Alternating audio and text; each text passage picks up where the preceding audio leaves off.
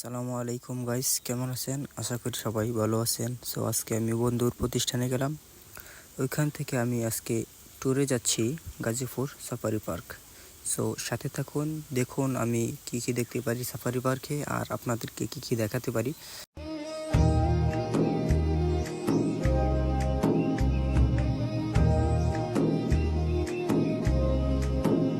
আমরা লাইনে দাঁড়ালাম, প্রচুর ভিড়, এর মাঝে বাস আসতেছে।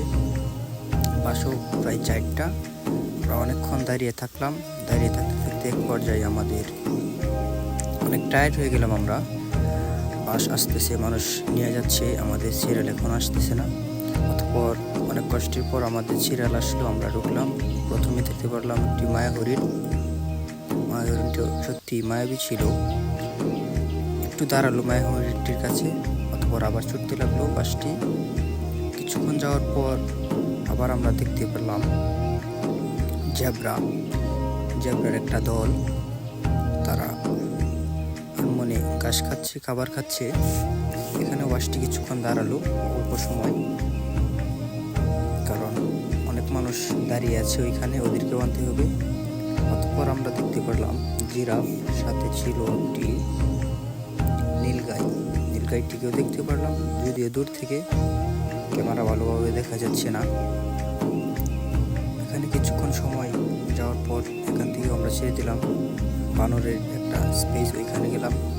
আবার নীলগাই দেখতে পারলাম, বৈদেশিক গাভী, মহিষ, বানর, হরিণ, এগুলা দেখতে দেখতে দেখতে আর একটু সামনে আগাতে লাগলাম। হরিণগুলো অনেক সুন্দর ছিল। আবার বাসে চলতে লাগলাম ভিতরে। এখন আমরা আছি ভাল্লুকের ভিতরে, ভাল্লুক সাফারিতে। ভাল্লুকগুলোকে অংশ দেওয়া হয় নাই, দেওয়া হয়েছিল মিষ্টি লাউ, এগুলি তারা খাচ্ছিল।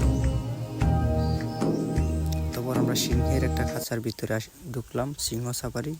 সিংহ মামারা ঘুমাচ্ছিল, সারাই দিল না আমাদেরকে, পাত্তাই দিল না। স্বামী স্ত্রী উভয়ই ঘুমাচ্ছিল। আমরা অনেক এনজয় করতেছিলাম ভিতরে। অতঃপর বাদ ছেড়ে দিল। বাঘ মামা ওই অনেক দূরে, জুম করেও দেখা যাচ্ছে না, তার নাগাল পেলাম না। আমরা আবার চলে আসলাম এখান থেকে বাহিরে।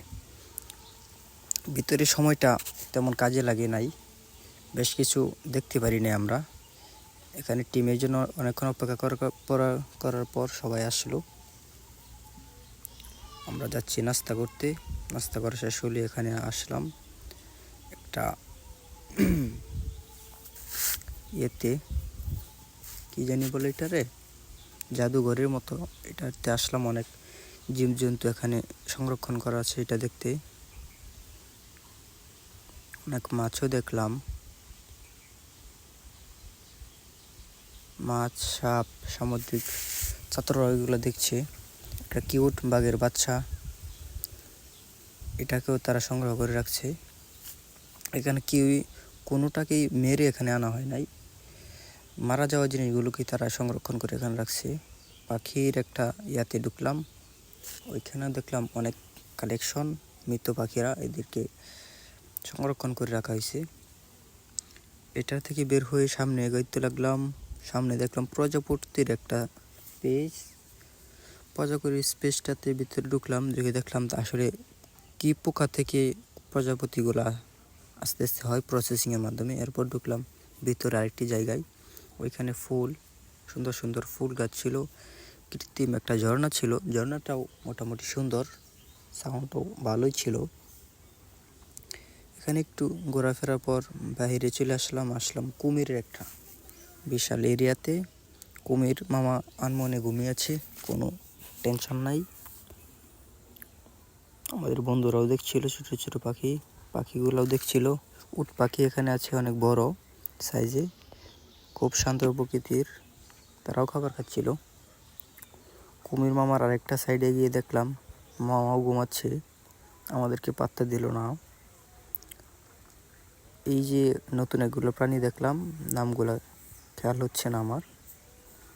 এখানে পাখি অনেক সুন্দর সুন্দর, আবার ঠোঁট, অনেক লম্বা লম্বা ঠোঁটওয়ালা পাখি দেখলাম। দেখলাম এক মহিলা গাছে উঠে আছে, এটা একটু বেশি ইন্টারেস্টিং ছিল, বাজে ইন্টারেস্ট। অনেকেই আলাপ করছিল, এই যে অতঃপর টুকটাক দেখা শেষ হলে আমরা বেরিয়ে পড়লাম।